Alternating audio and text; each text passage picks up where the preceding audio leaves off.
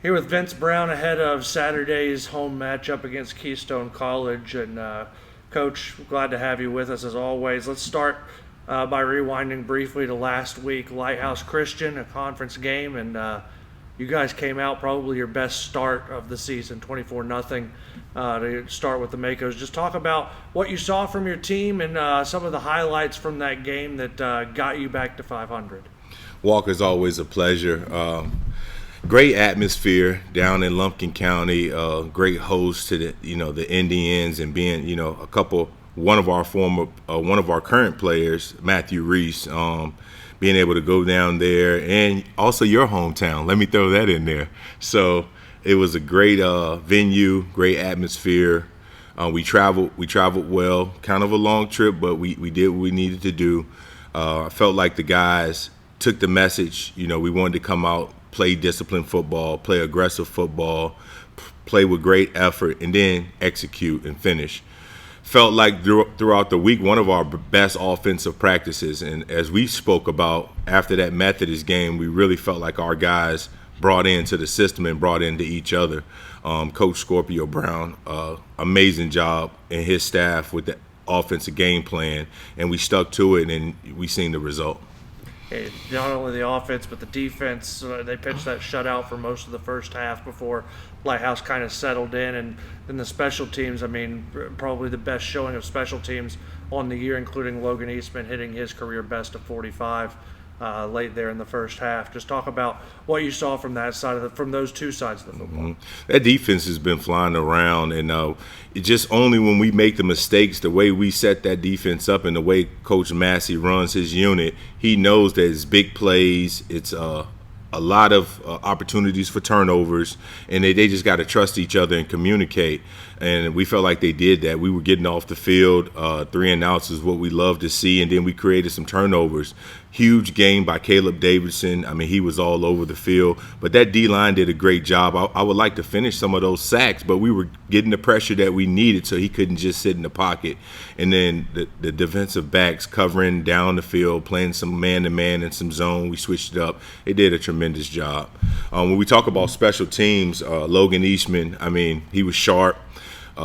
We had great snaps, great holds, and then they had a tall guy in there, about 6'7", who just was jumping up. And I was wondering, I was asking Logan, well, was it coming off short? He was like, Coach, that guy, he's just tall.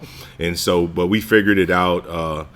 Congratulations to him. It's well deserved, and he has a lot more legs, so it's going to be interesting to see him down the stretch. But when we're operating on all 3 levels, we're a very tough team. You mentioned Caleb Davidson.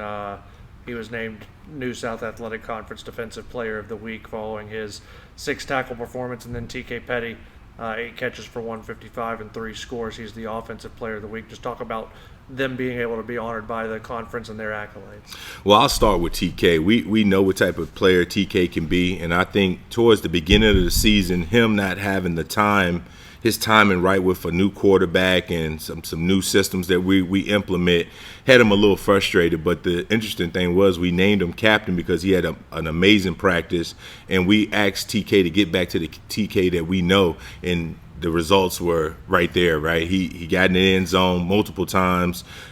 He's the spark that offense needs to get going. Hunt, Kendall was great, but all the other receivers, Hibb, some great catches, Baker Green, and then the running backs getting involved as well. So hats off to that entire offensive side of the ball. When you talk about defense and you talk about what we do schematically, I told Caleb, him and Chase and those linebackers, if everybody does their job, they should lead the conference in tackles and big plays. And he rose to the occasion. He flew around. And the defensive line done their job so he can do his job. And hats off to the back end as well, because we had some opportunities for some picks. I believe we should have got 1 or 2 that we dropped, but we got a chance to get some young guys some experience as well, and that's going to be pivotal going down the stretch. Before we get into this week's game, pregame, you'll be honoring your seniors. You already spoke on TK Petty, but also Benny Nina, Nathan Jedlick, Chase Gaines, and Wilberto Sanchez going to be honored pregame. Just talk about what that senior class has meant to what you've been building here at Apprentice now in your 5th season. Well, it's huge. And, we start off with a bigger class, as you mentioned those names. But you have to be special to be here. You have to want to be a leader. You have to be dedicated, and you have to set your goals high.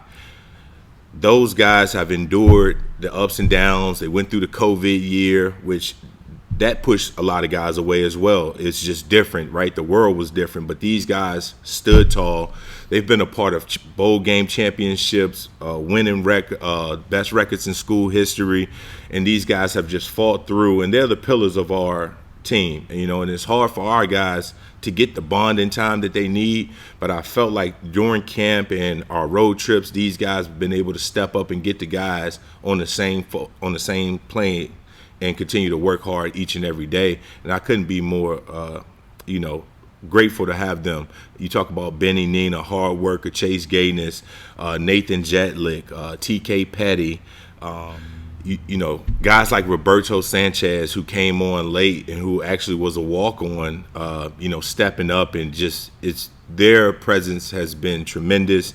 The pillars they have set, other teams will be able to enjoy some of what they have built, and couldn't be more proud as a coach to have them on my team. Well, we look ahead to Keystone College, 3-2 on the year, already having matched their win total from the previous 2 seasons combined. Mm-hmm. Just talk about what you've seen from the Giants on film and what you expect when you guys hit the field on Saturday.